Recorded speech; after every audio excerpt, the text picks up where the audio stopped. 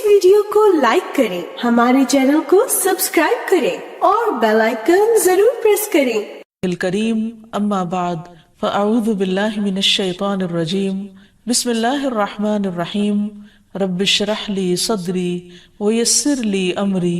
वहलुल उक़दतम मिन लिसानी यफ़क़हू क़ौली। अस्सलामु अलैकुम वरहमतुल्लाहि वबरकातुहू। नाज़रीन, प्रोग्राम दुआ कीजिए के साथ आपकी खिदमत में हाजिर हैं। आज हम इंशाअल्लाह बीमारी से शिफा की दुआएं आपके साथ शेयर करेंगे। सेहत और बीमारी इंसानी जिंदगी के साथ साथ हैं। इंसान की जिंदगी के कोई भी 2 दिन एक जैसे नहीं होते। आज अगर इंसान खुश है तो कल उदास होगा। अगर आज वो अपने जिस्म में कुव्वत महसूस कर रहा है तो कल बीमार हो सकता है। इंसान के ऊपर दिन में भी कई बार मुख्तलिफ तरह की कैफियत गुजरती हैं। कभी इंसान रूहानी तौर पर, जज्बाती तौर पर बीमार होता है और कभी इंसान जिस्मानी तौर पर बीमार हो जाता है। बीमारी की कैफियत सेहत की कैफियत से मुख्तलिफ होती है और हर इंसान उसको महसूस कर सकता है। ऐसी सूरत में इंसान को दवा के साथ साथ अल्लाह सुब्हानो ताला की तरफ रुजू करना चाहिए और अपने लिए खूब खूब दुआएं करनी चाहिए। बाज़ औक़ात बीमार खुद अपने लिए दुआ नहीं कर सकता तो बीमार की इयादत करने वाले और बीमार को देखने वाले उसके दोस्त, रिश्तेदार, अजीज, अक़रबा और इवन हस्पताल का अमला मरीज के लिए ऐसी दुआएं पढ़ सकता है जो उसके लिए शफा याबी का जरिया हो सकती हैं। तो बात यह है कि इंसान हर हाल में अपने रब का मोहताज है और उसे अपनी हर जरूरत के लिए अपने रब की तरफ रुजू करना चाहिए और खुसूसन कबूलियत के मौके पर रात का पिछला पहर इसके लिए बहुत मुनासिब है। जब अल्लाह सुब्हानो ताला बंदों को पुकारते हैं कि है कोई जो मुझसे दुआ करे तो मैं उसकी दुआ कबूल कर लूं, है कोई जो मुझसे सवाल करे तो मैं उसको जवाब दूं, है कोई जो मुझसे इस्तिग़फ़ार करे तो मैं उसको बख्श दूं। तो जब इंसान बीमार हो और खुसूसन अगर ऐसी बीमारी का शिकार हो कि जिसमें बज़ाहिर शिफा की कोई उम्मीद ना हो तो उसे और भी ज्यादा खुशू खुजू के साथ और ऐसे औकात में अल्लाह ताला की तरफ रुजू करना चाहिए कि जल्द अज जल्द सेहत याबी हो सके। और इस सिलसिले में कभी भी इंसान को अल्लाह ताला से मायूस नहीं होना चाहिए। फिर ये बात याद रहे कि जब इंसान दुआ करे तो उससे पहले अल्लाह सुब्हानो ताला की तारीफ के कलिमात कहना ना भूले। तो आइए आज हम आपको दुआ करने से पहले कुछ नए कलिमात बताएंगे जो अल्लाह सुब्हानो ताला की हम्द व सना पर मबनी है। रब्बना लकल हम्द मिल अस्समावाति वल अर्द व मिल मा शिअत मिन शैइन बअदु अहल थनाइ वल मज्द अहक्कु मा क़ाल अल अब्द व कुल्लुना लक अब्द अल्लाहुम्मा ला मानिअ लिमा आतैत व ला मुअतिय लिमा मनअत व ला यनफउ ज़ल जद्द मिनकल जद्द। ऐ हमारे रब, तमाम तारीफें तेरे ही लिए हैं जिनसे आसमान और जमीन भर जाएं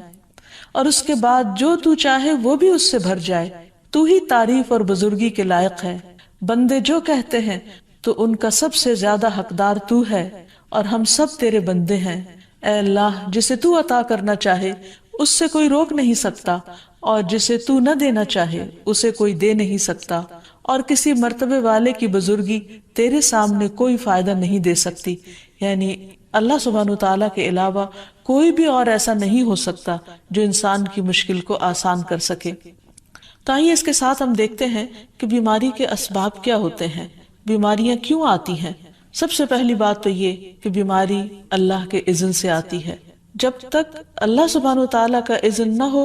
इंसान पर कोई किसी किस्म की मुश्किल आ नहीं सकती। कुरान मजीद में आता है मा असाब मिन मुसीबतिन इल्ला बिइज़्निल्लाह। जो भी मुसीबत आती है वो अल्लाह के इज़्न से आती है और वो तकदीर का हिस्सा होती है और इसमें अल्लाह सुब्हानो ताला की हिकमत और मशीयत कार फरमा होती है। और वो क्या हो सकती है, मसलन अल्लाह ताला किसी बंदे के साथ भलाई का इरादा करते हैं, उसके गुनाह माफ करना चाहते हैं, उसको किसी खास चीज की समझ देना चाहते हैं तो उसे तकलीफ में मुब्तला कर देते हैं। क्योंकि बाज़ औक़ात इंसान जिंदगी में इतना मसरूफ होता है अपने रोजाना के रूटीन के कामों में कि वो ठहर कर, रुक कर, खामोशी के साथ वक्फा लिए बगैर कोई ऐसी बात सोचता नहीं कि जो उसे सोचनी चाहिए, जो अल्लाह ताला चाहते हैं कि वो सोचे। तो जब इंसान बीमार हो जाता है तो एक और कंडीशन में आ जाता है, वो आराम की कैफियत में आ जाता है। ऐसी सूरत में इंसान को वो बातें भी सोचने का मौका मिल जाता है जो आम तौर पर वो नहीं सोचता। پھر اسی طرح ہمیں ہمارا دین یہ بھی بتاتا ہے کہ بعض اوقات انسان پر بیماری یا کوئی بھی تکلیف اس کے اپنے ہاتھوں کی کمائی سے آتی ہے، یعنی اس کا اپنا کوئی گناہ یا قصور ہوتا ہے جس کی بنا پر اسے وہ تکلیف پہنچتی ہے۔ قرآن مجید میں آتا ہے وَمَا أَصَابَكُم مِّن مُّصِيبَةٍ فَبِمَا كَسَبَتْ أَيْدِيكُمْ وَيَعْفُو عَن كَثِيرٍ، اور تمہیں جو بھی مصیبت پہنچی تو وہ اس وجہ سے ہے جو تمہارے ہاتھوں نے کمایا، اور وہ بہت سی چیزوں سے درگزر کر جاتا ہے۔ اسی طرح بعض اوقات انسان کی بیماریاں اس کے کسی گناہ کا نتیجہ ہوتی ہیں۔ عمر رضی اللہ عنہ نے جب عباس رضی اللہ عنہ سے بارش کی دعا کرنے کے لیے کہا تو انہوں نے کہا اے اللہ، بے شک مصیبتیں گناہوں کی وجہ سے ہی نازل ہوتی ہیں اور انہیں صرف توبہ ہٹا سکتی ہے۔ پھر اسی طرح ایک اور روایت میں آتا ہے رسول اللہ صلی اللہ علیہ وسلم نے فرمایا جب بھی کسی رگ یا آنکھ کو نقصان پہنچتا ہے تو وہ کسی نہ کسی گناہ کی وجہ سے ہوتا ہے، لیکن جو تکالیف اللہ تعالیٰ ویسے ہی ٹالتا رہتا ہے وہ کہیں زیادہ ہو جاتی ہیں۔ پھر اسی طرح بعض بیماریاں انسانوں کے اعلانیہ گناہوں کی وجہ سے بھی ہوتی ہیں، جیسے کہ ایک حدیث میں آتا ہے جب کسی قوم میں بدکاری عام ہو جاتی ہے اور وہ اعلانیہ اس کا ارتکاب کرتے ہیں تو ان میں طاعون اور ایسی مختلف بیماریاں پھیل جاتی ہیں جو کہ ان سے پہلے گزرے ہوئے لوگوں میں نہ تھی۔ ابو امامہ باہلی سے روایت ہے کہ نبی صلی اللہ علیہ وسلم نے فرمایا جس بندے کو بھی بیماری سے پچھاڑ دیا گیا ہو تو اللہ تعالیٰ اسے جب بیماری سے اٹھاتا ہے تو وہ پاک ہوتا ہے۔ تو یہ ایک حقیقت ہے کہ انسان کے گناہ اس کے لیے مشکلات کا سبب بنتے ہیں۔ امام ابن القیم الجوزیہ لکھتے ہیں، ان کی ایک مشہور کتاب ہے الداء والدواء، بیماریاں اور علاج، اس میں وہ کہتے ہیں کہ کوئی بھی گناہ ایسا نہیں کہ جس کے اثرات نہ ہوں۔ انسان سے چھوٹی یا بڑی جو بھی کوئی غلطی صادر ہوتی ہے اس کے نتیجے میں کچھ نہ کچھ اثرات اس کی زندگی پر ضرور پڑتے ہیں۔ ہاں اگر اللہ تعالیٰ معاف کر دے تو وہ اور بات ہے، ورنہ ہر گناہ کی ایک تاثیر ہوتی ہے، اور ان تاثیرات میں سے ایک چیز یہ ہے کہ انسان مختلف قسم کی بیماریوں میں مبتلا ہو جاتا ہے۔ اسی لیے ہم دیکھتے ہیں کہ جب انسان بیماری میں مبتلا ہوتا ہے تو اللہ تعالیٰ اس بیماری کو اس کے گناہوں کا کفارہ بنا دیتے ہیں۔ جیسے حدیث میں آتا ہے کہ جس مسلمان کو کانٹا چبھے یا اس سے زیادہ کوئی تکلیف پہنچتی ہے تو اللہ تعالیٰ اس کے ذریعے اس کے گناہوں کو اس طرح دور کر دیتا ہے جس طرح درخت سے اس کے پتے جھڑتے ہیں۔ تو اس سے ہمیں یہ پتہ چلتا ہے کہ بیماریوں کے آنے کے مختلف اسباب ہوتے ہیں۔ بیماری بہرحال جس بھی وجہ سے آئے، لیکن اصل چیز دیکھنے کی یہ ہے کہ مومن کا رویہ کیا ہے۔ مومن کو اگر کوئی کانٹا بھی چبھتا ہے تو وہ اس پر صبر کرتا ہے۔ اس لیے بیماری یا تکلیف کے آنے پر انسان کو اللہ سے راضی رہنا چاہیے، شکوہ نہیں کرنا چاہیے، کیونکہ جو اللہ سے راضی ہو جاتا ہے کسی آزمائش پر، اللہ تعالیٰ بھی اس سے راضی ہو جاتا ہے۔ پھر اسی طرح اللہ تعالیٰ کا شکر ادا کرنا چاہیے، کیونکہ بیماری اس سے زیادہ شدید بھی ہو سکتی تھی۔ لہٰذا انسان کو اللہ تعالیٰ جس حال میں رکھے انسان اس پر شکر گزار رہے۔ پھر یہ کہ انسان کسی بھی بیماری میں کسی بھی قسم کی ہو اور زندگی کے کسی بھی حصے میں ہو اس میں مایوس نہ ہو، پر امید رہے کہ بیماری دور ہو جائے گی۔ پھر اسی طرح اگر بیماری طول پکڑ جائے تو انسان کو گھبرانا نہیں چاہیے، کیونکہ ہر گزرنے والا لمحہ انسان کے درجات میں اضافے کا سبب بنتا ہے اور اس کے گناہ مسلسل جھڑتے چلے جاتے ہیں حتیٰ کہ انسان بالکل پاک صاف ہو جاتا ہے۔ پھر اسی طرح انسان کو بیماری کی حالت میں دوسروں سے شکوے شکایات نہیں کرنی چاہیے، کیونکہ بیماری اللہ کے اذن سے آتی ہے، اور جب انسان ہر ایک کے آگے رونا رونے لگتا ہے تو گویا وہ اللہ تعالیٰ کا شکوہ کر رہا ہوتا ہے، جو چیز اللہ تعالیٰ کو پسند نہیں۔ پھر اسی طرح منہ سے برے الفاظ نہیں نکالنے چاہیے، بیماریوں کو کوسنا نہیں چاہیے، اور پھر ایسے الفاظ نہیں ادا کرنے چاہیے کہ مجھے لگتا ہے کہ اس بیماری میں میری زندگی چلی جائے گی، یا یہ کہ کسی مریض کی عیادت کے لیے جا کر اس کو اس قسم کی بات نہیں کرنی چاہیے، خواہ کتنی ہی خطرناک بیماری کیوں نہ ہو، ہمیشہ اسے امید دلانے چاہیے، کیونکہ مایوسی کے الفاظ اور برے بھلے اور منفی قسم کی باتیں اللہ تعالیٰ کو پسند نہیں، اور انسان ویسے بھی جیسے سوچتا ہے پھر اس کے ایکشن اس کے مطابق ہونے لگتے ہیں۔ اب یہ ہے کہ انسان بیماری میں دوا ضرور کرے، کیونکہ حدیث میں آتا ہے کہ اللہ تعالیٰ نے کوئی بیماری ایسی نہیں اتاری جس کے لیے دوا نہ اتاری ہو۔ ہاں جسے معلوم ہو اسے معلوم ہوتا ہے، اور جسے نہیں معلوم ہوتا اسے نہیں معلوم ہوتا۔ بعض اوقات اللہ تعالیٰ ڈاکٹر کے دل میں ڈال دیتا ہے اور اس کا علاج اس کو سمجھ میں آ جاتا ہے، اور بعض اوقات وہ بیماری لا علاج ہوتی ہے، حالانکہ اس کا علاج موجود ہوتا ہے مگر کسی کو بھی علاج سمجھ میں نہیں آتا. بہرحال نوعیت کچھ بھی ہو تو علاج ضرور کراتے رہنا چاہیے، اور کبھی مایوس نہیں ہونا چاہیے کہ اس بیماری کا علاج ہو نہیں سکتا. نہیں، ایک کے بعد ایک کوشش انسان کرتا رہے، اور جب اللہ کا اذن ہوگا بیماری دور ہو جائے گی. اور اس کے ساتھ ساتھ انسان یہ بھی یقین رکھے کہ شفا اللہ کے ہاتھ میں ہے، کسی ڈاکٹر کے ہاتھ میں نہیں، کسی انسان کے ہاتھ میں نہیں، کیونکہ جب تک اللہ کا اذن نہ ہو شفا نہیں ہو سکتی، خواہ کوئی کتنا بھی بڑا ڈاکٹر کیوں نہ ہو. اسی لیے نبی صلی اللہ علیہ وسلم کی دعاؤں کے آخر میں آتا ہے کہ لا شفا الا شفاء، کوئی شفا نہیں مگر تیری ہی شفا، یعنی جو اللہ سبحانہ وتعالی اپنے بندے کو شفا عطا کرے. پھر اسی طرح یہ ہے کہ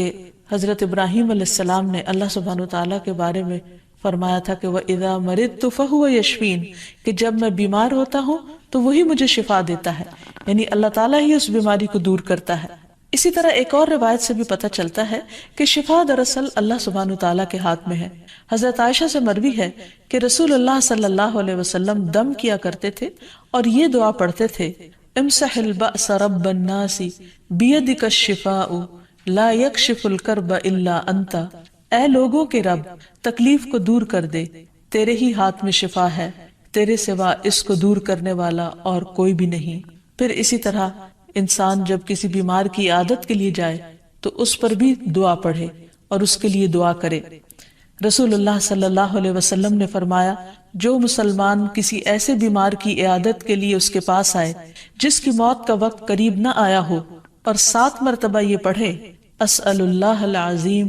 رب العرش العظیم ان یشفی فلانا من وجعہ،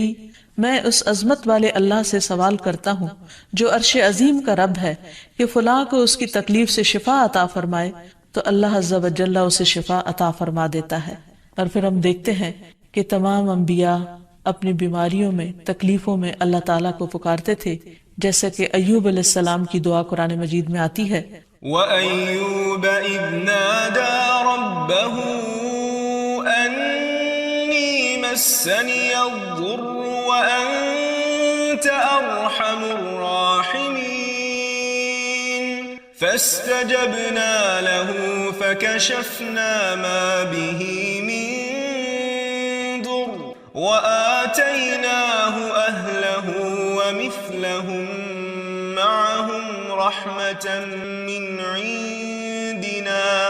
مِنْ عِنْدِنَا وَذِكْرَى لِلْعَابِدِينَ. اور ایوب جب اس نے اپنے رب کو پکارا کہ بے شک مجھے تکلیف پہنچی ہے اور تو رحم کرنے والوں میں سب سے زیادہ رحم کرنے والا ہے، تو ہم نے اس کی دعا قبول کر لی، پس اسے جو بھی تکلیف تھی اسے دور کر دیا اور اسے اس کے گھر والے اور ان کے ساتھ ان کی مثل اور عطا کر دیے اپنے پاس سے رحمت کے لیے اور ان لوگوں کی یاد دہانی کے لیے جو عبادت کرنے والے ہیں. اسی طرح رسول اللہ صلی اللہ علیہ وسلم نے ایک اور موقع پر ایک صحابی عثمان بن ابی عاص الثقفی کو ایک دعا سکھائی. جب وہ نبی صلی اللہ علیہ وسلم کے پاس حاضر ہوئے، وہ کہتے ہیں مجھے اتنی تکلیف تھی کہ قریب تھا کہ وہ مجھے ہلاک کر دیتی، تو نبی صلی اللہ علیہ وسلم نے مجھے فرمایا اس درد کی جگہ پر اپنا دایاں ہاتھ رکھو اور 7 مرتبہ کہو بسم اللہ اعوذ بعزت اللہ وقدرتہ من شر ما اجد واحاذر، اللہ کے نام کے ساتھ میں پناہ مانگتا ہوں اللہ کی عزت کی اور اس کی قدرت کی اس شر سے جو میں محسوس کرتا ہوں، یعنی اس تکلیف سے بچنے کے لیے جو مجھے محسوس ہو رہی ہے اور جس سے میں خوف محسوس کرتا ہوں. عثمان کہتے ہیں کہ جب میں نے یہ پڑھا تو اللہ سبحانہ وتعالیٰ نے مجھے شفا عطا کر دی. پھر اسی طرح ہر بیماری سے شفا کی دعا نبی صلی اللہ علیہ وسلم نے سکھائی. عبداللہ بن عباس سے مروی ہے کہ نبی اکرم صلی اللہ علیہ وسلم نے فرمایا جب کوئی شخص کسی ایسے مریض کی عیادت کرے جس کی موت کا وقت ابھی قریب نہ آیا ہو اور اس کے پاس 7 مرتبہ یہ دعا پڑھے اسأل اللہ العظیم رب العرش العظیم ان یشفیک، میں عظمت والے اللہ جو عرش عظیم کا رب ہے اس سے دعا کرتا ہوں کہ وہ تمہیں شفا عطا کرے، تو اللہ تعالیٰ اسے اس مرض سے شفا عطا کر دے گا. پھر اسی طرح نبی صلی اللہ علیہ وسلم اگر کسی کو کوئی پھوڑا بنسی ہوتی تو اپنے لعاب دہن کے ساتھ زمین کی مٹی تھوڑی سی لے کر اس درد تکلیف والی جگہ پر لگاتے تو اس سے بھی شفا ہوتی۔ حضرت عائشہ کہتی ہیں کہ جب کسی انسان کے عضو میں کوئی تکلیف ہوتی، پھوڑا یا زخم ہوتا، تو نبی صلی اللہ علیہ وسلم اپنی انگلی اس طرح رکھتے، اور سفیان جو راوی ہیں انہوں نے اپنی شہادت کی انگلی زمین پر رکھی، پھر اسے اٹھا کر فرمایا بسم اللہ تربت اردنا بریقت بعدنا لیشفى به سقیمنا باذن ربنا، اللہ کے نام کے ساتھ ہماری زمین کی مٹی ہمارے رب کے حکم سے ہم میں سے بعض کے تھوک کے ساتھ ہمارے بیمار کو شفا دی جائے۔ یعنی لعاب دہن کا اپنا ایک اثر ہوتا ہے، اور لعاب دہن جو ہے ایک طرح سے دوا کا کام کرتا ہے، اور اللہ کا نام لے کر جب لعاب دہن لگایا جائے تو شفا ہوتی ہے۔ جیسے کہ ایک اور موقع پر نبی صلی اللہ علیہ وسلم نے ایک جلے ہوئے مریض کے اوپر یہی دعا پڑھ کر لعاب دہن لگایا تو اللہ تعالیٰ نے اس مریض کو شفا یاب کر دیا، اور وہ دعا تھی اذھب البأس رب الناس واشف انت الشافی لا شفاء الا شفاؤک شفاء لا یغادر سقما۔ پھر اسی طرح ایک موقع پر ایک قبیلے کے سردار کو جب بچھو نے کاٹ لیا اور اس کے جسم میں زہر پھیل گیا تو ایک صحابی نے سورۃ الفاتحہ پڑھ کر اس پر دم کیا تو اس سے اس کو شفا ہو گئی، اور یہ بات جب نبی صلی اللہ علیہ وسلم کو بتائی گئی تو آپ اس پر خوش ہوئے۔ اور سورۃ فاتحہ سب لوگوں کو آتی ہے، اسی لیے اس کا نام سورۃ الشفا بھی ہے، کیونکہ یہ بیماری میں بطور علاج پڑھی جاتی ہے مریض پر، مریض خود بھی پڑھ سکتا ہے اور اس کے اٹینڈنٹس بھی اس پر پڑھ سکتے ہیں۔ حضرت علی رضی اللہ تعالیٰ عنہ کہتے ہیں کہ نبی صلی اللہ علیہ وسلم کو بچھو نے ڈس لیا اور آپ نماز پڑھ رہے تھے۔ جب آپ نماز سے فارغ ہوئے تو آپ نے فرمایا اللہ تعالیٰ بچھو پر لعنت کرے، یہ نہ نمازی کو چھوڑتا ہے نہ کسی اور کو۔ پھر آپ نے پانی اور نمک منگوایا، آپ اس پر ملتے جا رہے تھے اور یہ صورتیں پڑھ رہے تھے قل یا ایھا الکافرون وقل اعوذ برب الفلق اور قل اعوذ برب الناس، تو یہ بھی ایسے مواقع پر پڑھی جا سکتی ہیں۔ پھر اسی طرح یہ ہے کہ اگر کسی بھی دوا یا دعا سے مریض صحت یاب نہ ہو رہا ہو، اس کی تکلیف کم نہ ہو رہی ہو، تو بھی موت نہیں مانگنی چاہیے، کیونکہ مومن کے لیے زندگی ایک بہت بڑی نعمت ہے۔ وہ جس بھی حال میں گزرے، بہرحال وہ اسے آخرت کمانے کا ذریعہ بنا سکتا ہے۔ یعنی اگر وہ تکلیف میں اس کی زندگی گزر رہی ہے اور اس پر وہ صبر کر رہا ہے اور اللہ کو یاد کر رہا ہے تو اس کے بے پناہ درجات بلند ہونے کا ذریعہ ہے۔ یعنی یہ بیماری اس کے لیے بلندی درجات کا ذریعہ بن جاتی ہے، اس لیے کبھی بھی موت نہیں مانگنی چاہیے۔ ہاں اگر تکلیف حد سے بڑھ جائے تو انسان یہ دعا مانگ سکتا ہے اللہم احینی ما کانت الحیات خیرا لی وتوفنی اذا کانت الوفات خیرا لی، اے اللہ جب تک میرے لیے زندگی بہتر ہو مجھے زندہ رکھ، اور جب میرے لیے وفات بہتر ہو تو مجھے وفات دے دے۔ تو اللہ تعالیٰ سے دعا ہے کہ اللہ تعالیٰ تمام بیماروں کو صحت اور شفا عطا فرمائے، اور ہمیں بیماری اور آزمائش کے موقع پر اپنی طرف رجوع کرنے کی توفیق دے۔